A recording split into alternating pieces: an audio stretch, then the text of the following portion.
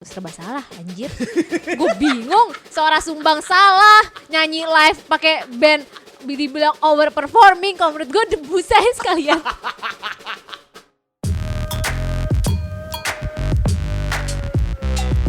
Di episode ini kita mau ngebacain curhat nih. Ada yang panjang lagi gak? Udah gantian lu ya, awas lu. Capek gue, istirahat dulu gue. Dari Instagram, aku kangen sama girl group dengan konsep sexy mature. Astaga, tiap hari aku cuman ngulang Nine Muses, Stellar, Rainbow gitu-gitu aja. Nggak sabar lihat IVE pakai konsep seksi. Masih lama banget sih karena Wonyong juga masih bocah katanya.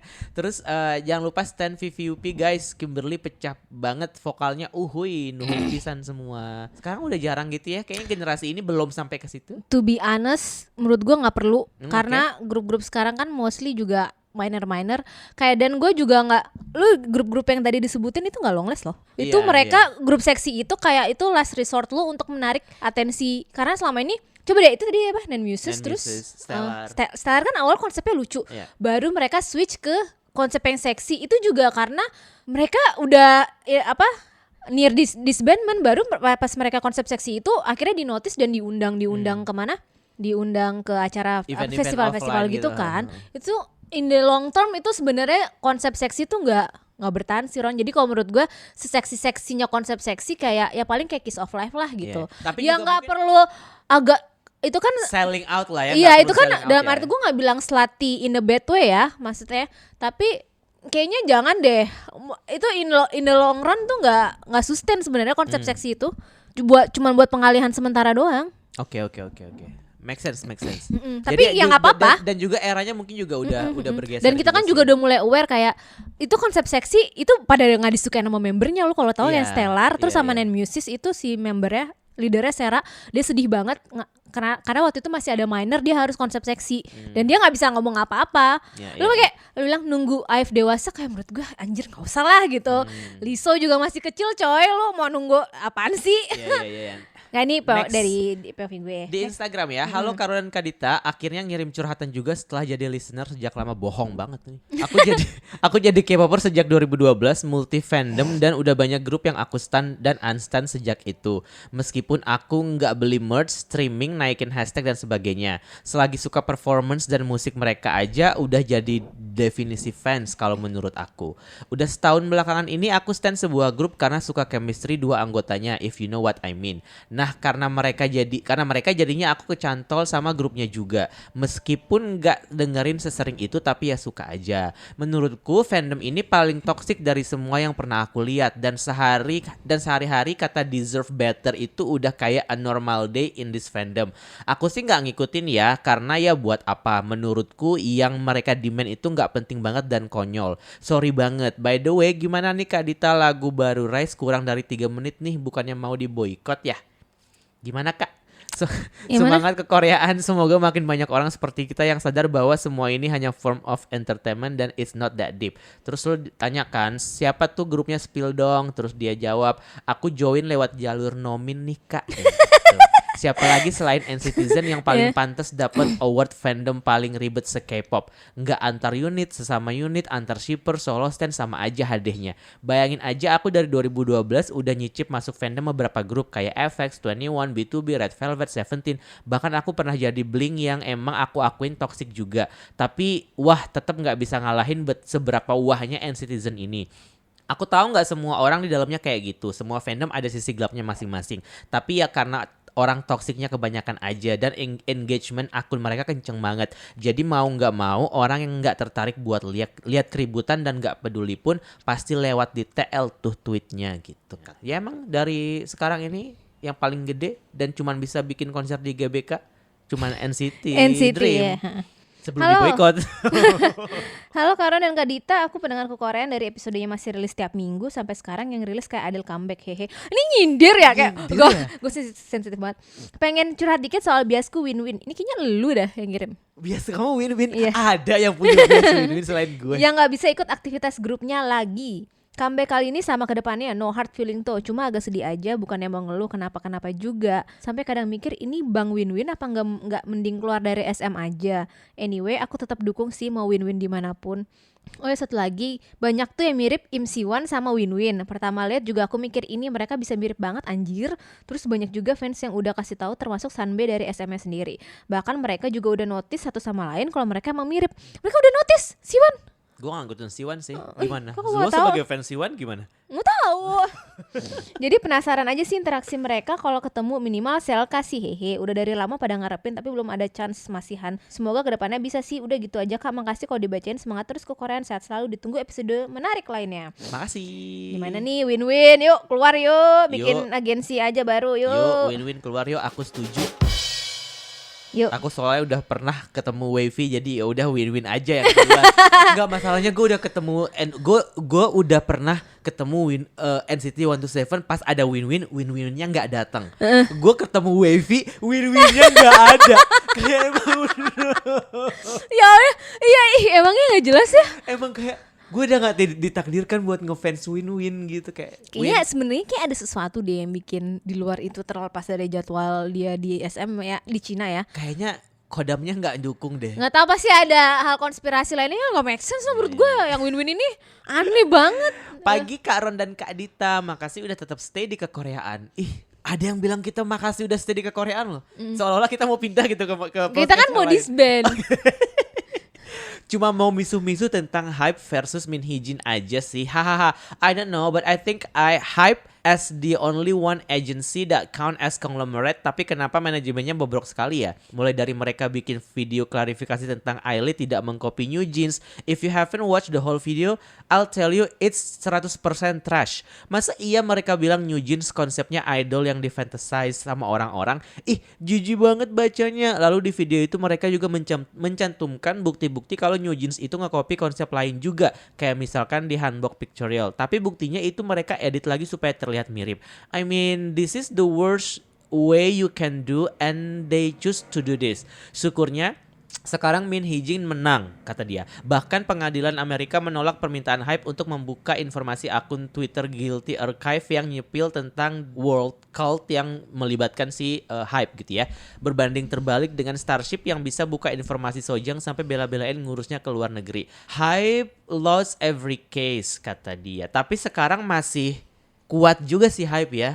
Menurut gue kayak agak susah juga sih untuk membuat mereka membalikkan mereka sebagai. Tapi kan statusnya Min Hee-jin jadi nggak diturunin jabatannya kan, nggak dicopot jabatannya. Dia juga kan dari awal udah bilang dia setahu gue dia bilang kayak pas ditanya pas preskon dia bilang abis ini lo mau mundur nggak dari Hype?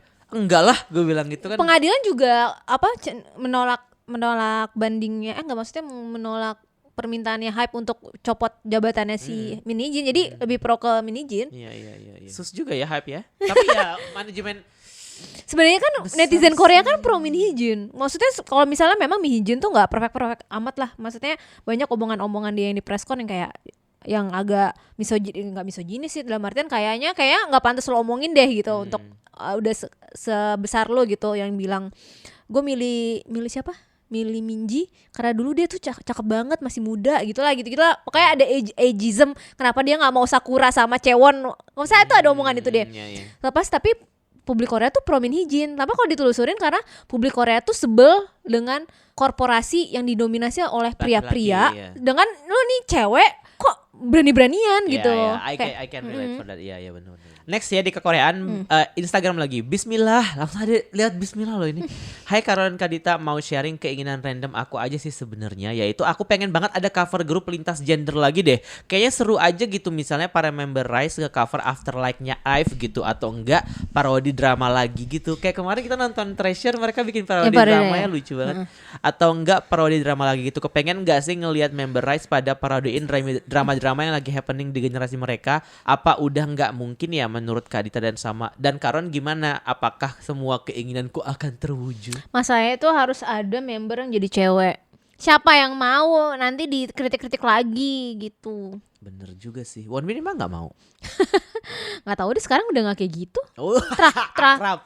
Nggak, maksud gua tren sekarang tuh kayak dulu kan bikin parodi-parodi itu kayak Big Bang bikin Iya, kan. Shiny juga Iya, gitu kan. nggak tahu Aduh, mungkin udah lucu-lucu karena banget. udah beda trennya. Iya, Hicul selalu kan sampai Iya. sekarang Hicul masih jadi Yang Cinderella loh. kayak ada kewajiban untuk lo cross dress gitu salah satu tapi di Rise nggak ada. Iya, belum kali ya. Kita tunggu Halloween ya. Lucu buat konten-kontenan aja. Ke Korean curhat pas banget ini, ke Korean mau curhat dong. Aku lagi seneng banget karena akhirnya 80s ke Indonesia. City Camp 2024 bulan Oktober Mau tanggal ya? 5. Mau ya? Aku mau. Mas Helmi Sugara, kita promosiin loh, tolonglah. Aku undang mau. kita. Mas Walau Helmi. jadinya festival bareng sama B2B, Kolde dan Boy Story, tapi udah seneng banget. Bener kata Karon, perlu ada promotor baru yang berani, yang merhatiin dunia K-pop di luar agensi besar. Ayo Karon, Kadita dan teman-teman kekoreaan semua datang dan ramaikan festival City Camp 5 Oktober nanti. Makasih kekoreaan udah menyediakan tempatku untuk curhat. Semoga Karon, Kadita dan pendengar semua selalu diberikan kesehatan dan rezeki yang berlimpah. Amin. Terima kasih. Nanti kita ketemu. Benefitnya Boy Story enak banget tau. Hah? Bisa backstage tour. Iya. Bersama Boy Story. Cuman Oh. buat berapa orang gitu. Kayak benefitnya random kayak wah seru banget. Oke. Next ya, di Instagram ada yang curhat juga dan ini panjang. Pengen bicarain vokal Les Seraphim tapi takut dijudge, lu guru vokal apa enggak?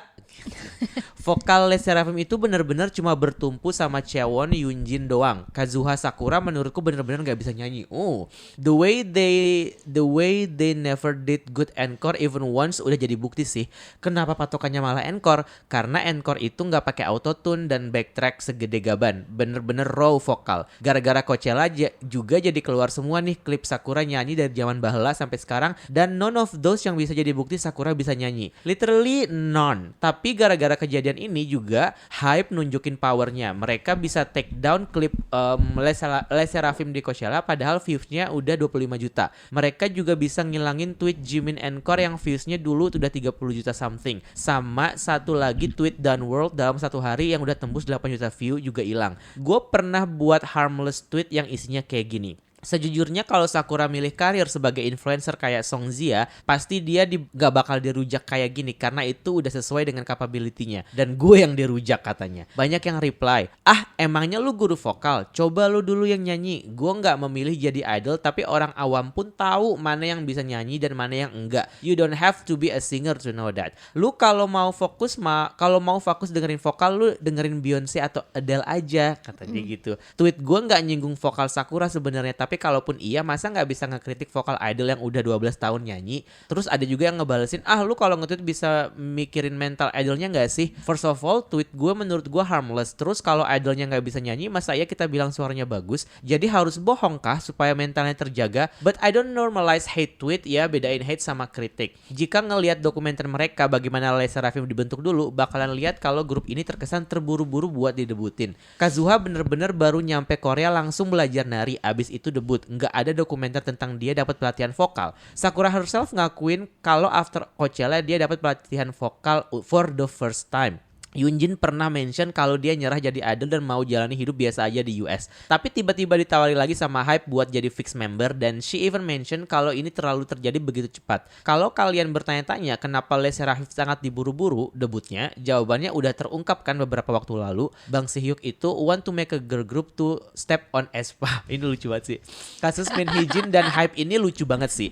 Hype jadi kayak K-pop stan tweet gitu. Belum lagi pas bikin video yang Elite tidak meniru New Jeans.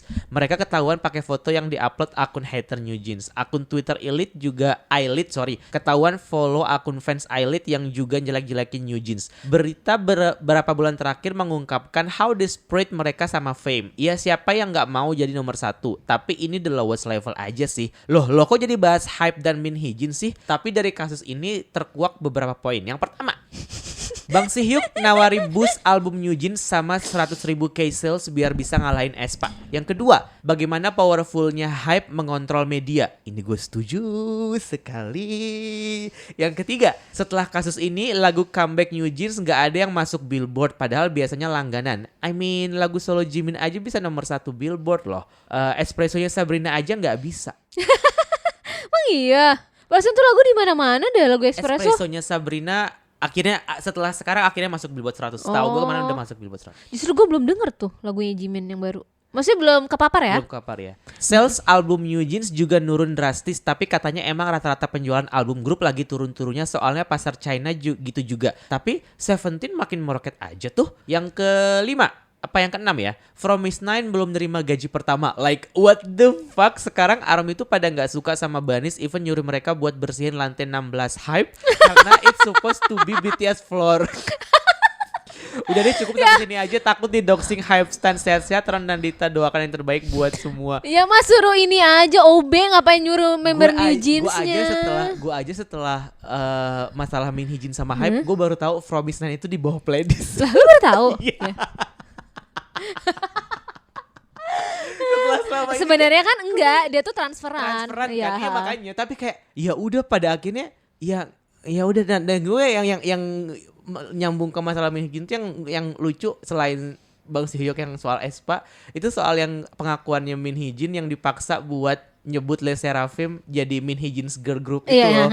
Kayak anjir, menurut gue, maksud gue kayak Hype ini sangat bertumpu banget sama Min Hee Jin, tapi mereka juga keras kepala. Iya.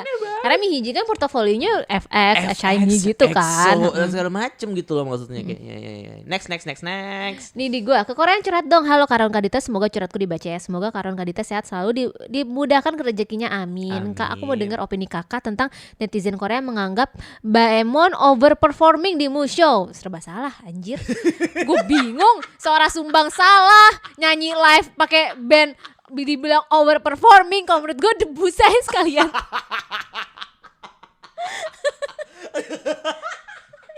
Overperforming tuh gimana sih? Gimana? Kayak Ayonnya ngeluarin api.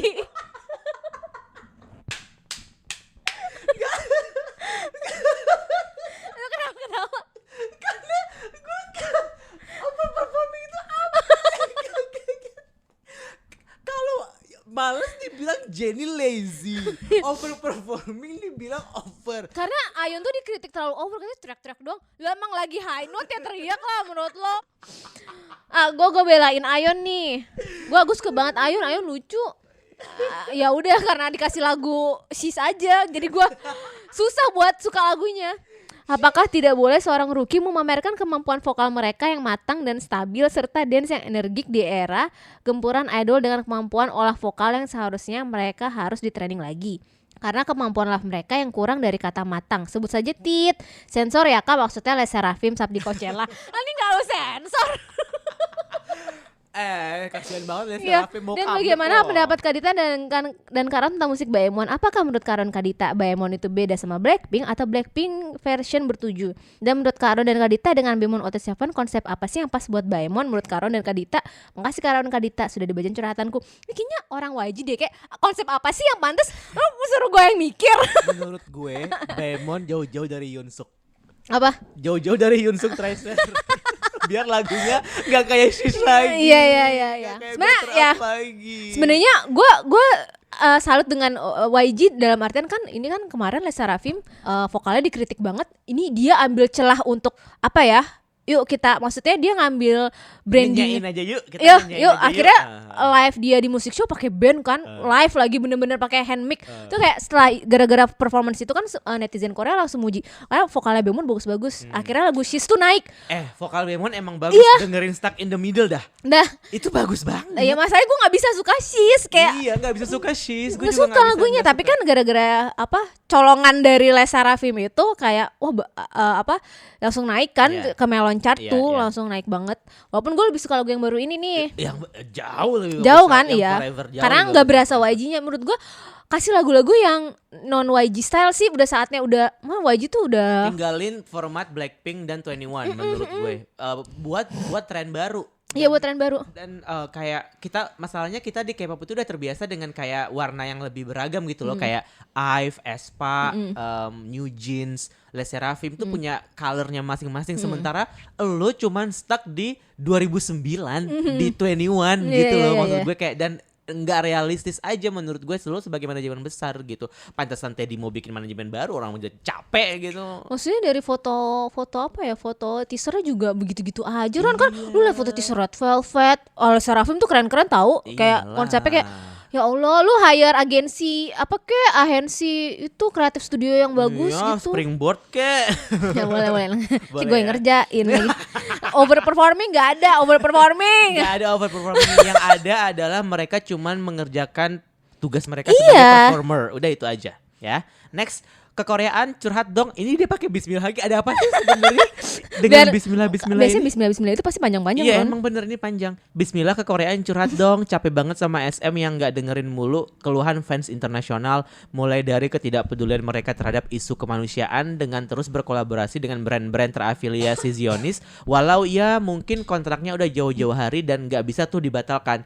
Tapi kan bisa ya SM itu belajar buat gak ngelakuin lagi. Sampai masalah yang parah itu adalah Seunghan sih. Project International Fans buat nunjukin dukungan ke Seunghan itu udah ugal-ugalan banget. Seunghan balik tuh pasti banyak banget yang dukung. Tapi kenapa SM ignore semua permintaan fans internasional terkait Seunghan? Mereka mau exposure dan duit dari fans internasional tapi nggak mau dengerin opini fans internasional.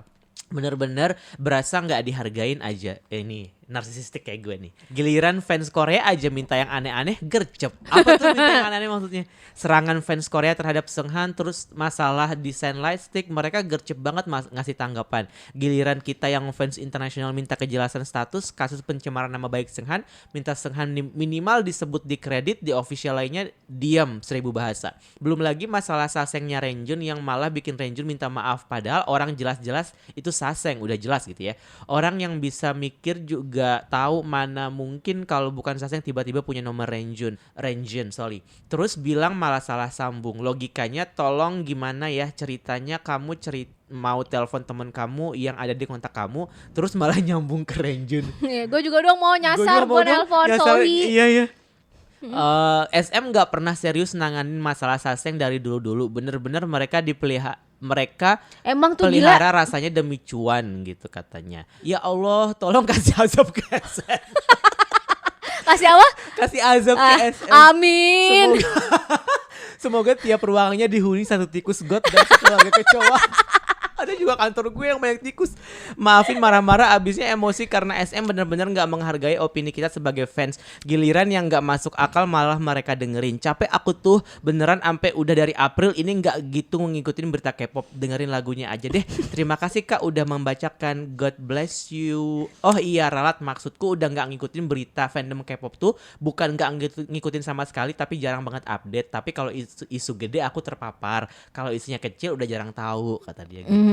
Tapi gue mau notes beberapa hal di sini yang soal SM tuh nggak ngehargai fan internasional banget. Tuh Yanes dia nggak ngehargain siapa-siapa sih. CBX tuh nggak dihargai. Sorry, next. Halo Karon Kadita, nih buat lu nih curhatannya. Sebenarnya mau kirim dari lama tapi karena momennya pas Kak Ron diserang perkara tweet tentang company susu. Wak. Oh my god. Ini solo stand-nya Kyungsu baca gimana sih? Nanti gue takut dimarahin. Kyungsu. Solo stand-nya Kyungsu nggak tahu dah kenapa udah beberapa kali fan war sama EXO-L dan solo stand member lain. Mana perkaranya gaje banget lagi. Kemarin ribut nggak boleh bawa lightstick EXO ke acara solonya Kyungsu. Katanya itu disrespectful ke company susu. Lah gimana sih? Bawa lightstick susu aja gimana? Nggak perpanjang kontrak sama Cimori. Company susu kan, Iya. Cimori, Indomilk, Ultramilk gitu. Nggak perpanjang kontrak sama agensi sebelumnya dan bikin agensi sendiri bukan berarti keluar dari EXO ya Bang. Doh Kyungsu, Dio atau Kyungsu tetap member EXO, fandomnya dia ya tetap EXO-L. Aku sebagai EXO-L dan biasku Kyungsu sebel banget sama para AKG ini. Selama stand EXO paling mentok fan war sama grup sebelah. Ini antar solo stand member anjir, bejrot. Enggak ini gue tambahin. Bejrotnya nggak ada. Itu bahasa TikTok sekarang ya, anak sekarang ya. Bejrot kayak fandom Gen 45. Ini tahun sekian Kak Karon Kadita, aku cuma pengen curhat aja. Januari lalu ada fan war lewat TL-ku yang bikin aku shock karena tipikal fandom yang idolnya Gen Z. Suho dikatain leader pilih kasih gara-gara ngepost foto dan ngucapin HBDK di Instagram. Sedangkan pas ulang tahunnya Kyungso enggak. Lah kataku mah Suho inisiatif karena Kai lagi wamil jadi gak bisa leluasa update, makanya ngepost itu buat mengobati rasa rindu EXO-L. Best leader ngasih itu terus dibalas sama EXO-L lain. Katanya sampai ganti tahun cuma Kyungso member aktif. Gimana sih? Terus dibalas sama EXO-L lain. Katanya sampai ganti tahun cuma Kyungso member aktif nggak lagi wamil yang nggak bikin challenge The First Snow. Tapi EXO-L nggak ada ngatain tuh. Lagian emangnya Do Kyungso sebutuh itu diucapin di personal account member. Mereka pria 30 tahunan lebih woi dan pasti ucapin langsung lah. Kemarin pas konser Anif nggak ada perang dingin antara Kyungso sama Suho kan gitu. Terus dia nge-share kan tweet yang rame perkara Eribong itu. Aku dan teman-temanku pada bawa Eribong, yang duduk di sekitaran aku juga bawa pada Eribong. Singkatku mungkin karena ini lagi pada ngangkat handbanner ya, jadi nggak ngangkat Eribongnya. Maksudnya itu dilarang bawa Eribong ke Solo konsernya Kyungso. Padahal pada bawa, nggak kenapa-napa. Di Tapi mana, di Korea? di Korea kayaknya apa di Indo ya? Di Korea, yang di Indo kan belum. Oh belum ya? Oh ya di. Wah ini kan yang ribut perkara listrik ternyata cuma komponi susu malah disuruh bawa Eribong. Jadi memang sebenarnya Dionya nggak apa-apa lu bawa Eribong, tapi memang ada beberapa oknum yang kenapa muka lu jelek banget. Lah, kan kata gue juga gitu. Iya, Ini iya, tuh iya. perkara kayak masalah nama aja. Sebenarnya ini gue nggak pengen mengklarifikasi apapun sih ya, tapi kemarin gue nge-tweet gara-gara Dio ngerilis lagu sama Youngji kan. Nah di tweet gue itu gue bilang kayak kenapa sih ada orang yang segelintir orang yang mempermasalahkan penggunaan nama Dio, sementara Youngji aja masih pakai nama Dio gitu kan. Nah referensi gue adalah di Spotify. Di Spotify nama Dio itu kan Dio ya, bukan Do Kyungsu. Jadi karena gue nggak ngelihat di platform lain ya, gue nggak tahu kalau ternyata di YouTube itu Youngji pakai nama Do Kyungsu dan Dio. Iya, Jadi di Spotify namanya Dio. iya makanya jadi kan gue kayak sebenarnya itu blunder di gue karena gue nggak ngelihat di platform lain, tapi ya gue ngerasa kayak kalau nama itu masih exist, kalau dia emang mau ganti identitas sebagai Do Kyungsu, harusnya nama itu udah nggak exist lagi. Terus adalah argumen soal yang kayak tapi nama itu harus exist karena SM minta itu exist karena itu masih copyrightnya SM dan segala macam. Kayak ya menurut gue selama dia adalah satu orang yang sama ya terserah mau orang mau kenal dia sebagai Do Kyungsu, orang mau kenal dia sebagai Dio, selama mereka itu enjoy namanya atau enjoy musiknya kayak ya udah nggak sih gitu, kenapa dipermasalahkan. Tapi again gue nggak bisa ngatur orang-orang ya, jadi kayak terserah lo mau berpendapat seperti apa. Tapi yang masalah lightstick menurut gue doesn't make any sense gitu. Sekarang gini deh, kalau misalkan lo nggak boleh bawa lightstick EXO ke fan meeting Solo, ya bikinin dong Iya. fan lightstick Solo, ya nggak sih? Iya. Daripada harus berantem kayak gitu. Lagi pula kayak EXO-L ini dari zaman dulu ya, anjay nggak ada yang ya emang toksik sih mereka. Sama gue juga toksik. Lanjut, terakhir yang Kang Daniel, ada yang curhat ke Kang Daniel, penting tuh. Kak, selamat malam. Gak ada sih, dia gak bilang selamat malam sih. Aku mau curhat tentang Kang Daniel dan Byeon Usok. Daniel minggu lalu mini fan meeting tapi vibe-nya seperti konferensi pers with Danity. Danity itu namanya fansnya Daniel ya. Dan beberapa Q&A juga diajukan untuk new agency dia masih belum kepikiran katanya. Dan sedihnya sepertinya nama Danity akan diganti karena nggak bisa lagi dipakai oleh Kang Daniel karena itu milik perusahaan yang sebelumnya. Iya, sedih ya. Jadi kemungkinan akan ganti nickname baru untuk fans. Dan setelah hampir 8 bulan menghilang, nggak ada kabar dan akhirnya Kang Daniel perform di Waterbomb. Dia juga Waterbomb. Iya, ke Waterbomb. Waterbomb Seoul dan nggak lupa pamer abs maksudnya ya. Gue jadi DP, gue pengen deh jadi warga Korea, jadi iri banget. Nih, bentar gue pengen selalu kayak gue agak gemes gitu ya mengomentarin ini. Kayak gue beberapa kali pernah baca kayak ih enak banget ya Universitas X didatengin sama ini artisnya gitu kan. Iya. Dalam hati gue, ya kan Universitas Korea. Ya apa bedanya kalau JGTC ngedatengin Glenn Fredly dulu, Afgan, ini kan sama aja gitu. Jadi gak perlu iri, ini negara mereka gitu kan. Gue tuh kayak gak perlu iri Kak, sabar aja, santai aja. Gue belum gitu. lama itu ngutip kayak gitu Ron. Enak banget anak SMA sekarang didatengin Rice ya. Kayak dulu SMA gue didatengin siapa? SMA lu di mana? Jaktim lah, Sohi kan anak Jaktim. Dia harusnya main Ada Jaktim. juga Wali yang datang ke SMA. Nah, sukses terus buat Kang Daniel ya. Terus hari ini fan meetingnya Byeon Usok ini sebelum di Seoul Day One katanya. Dan sepertinya dia akan menjadi Sonje di konser ini, bukan fan meeting Byeon Usok. Besoknya baru fan meeting Byeon Usoknya. Sukses terus buat Kang Daniel dan Byeon Woosok. Ada yang ketinggalan. Kim Son Ho juga lagi sibuk syuting drama Korea Netflix series di Jepang selama beberapa minggu ke depan. Iya tuh dia main sama aktor Korea. Aktor Jepang, aktor Korea. Siapa? Aktor Jepang. Takeru Sato. No, wait. Utada Hikaru. I wrote the article. Kim Son Ho Makenyu. aktor Jepang. Areta Makenyu. Makenyu kan lagi syuting season One 2. Piece. Sota Fukushi. Oh, nggak tahu. Dia main Bleach. Ya. Bareng sama Go Yoon Jong yang tayang 2025, tapi masih lama banget sih. Bulan Agustus ini bakal ada series baru di OTT Biru judulnya Tyrant. Sekarang mereka bertiga lah pick bias aku. Oh, dia biasanya Kang Daniel, Kim Son Ho sama Byeon Woosok gitu. Untuk Karo dan Kadita semangat terus kerjanya. Dit. Oh ya, kerja. Siapa terakhir yang memberikan lo semangat kerja? Dan sehat selalu biar bisa gue tungguin podcast kalian tiap bulan. Dia nyindir kita nih tiap bulan. Ini terakhir karena dia curhatnya juga Kang Daniel. Selamat sore, dan gue nyambungin ya. Selamat sore Karo Kadita, setelah penantian 4 bulan gak ada kabar dan gak ada updatean di IG juga. Ternyata Daniel ditilap duitnya sama pemegang saham perusahaannya sendiri. Sebut saja Mr. A. Dia punya 70% saham dari Connect. Terus dia tilap duit juga. Cap perusahaan dicuri, data pribadi Daniel juga dicuri. Sampai bisa narik duitnya Daniel 1,7 miliar tuh. Dah parah banget sih, staffnya dan para artis naungannya dah pada pelan-pelan keluar. Begitupun dengan produsernya. Dah semua pada lift perusahaan. Barulah Daniel tuh lapor ke polisi kalau pemegang sahamnya gelapin dana lebih dari 3,7 miliar won. 2 miliar won atas PD kontak apa gitu. Terus 1,7 tuh duitnya Daniel. Sedih banget gue baca beritanya. Mari kita sama-sama semangat sidang ya Beb. Daniel gue sempro. Daniel sidang sama si Mr. A itu. Udah lah, Connect Entertainment gulung tikar. Semua artis, staff dan produser juga udah live agensi. Kelar sidang ini kayaknya Daniel akan fokus swamil dulu sambil mikir matang buat masa depannya dia. Thank you Kak, udah numpang curhat gue. Sehat selalu.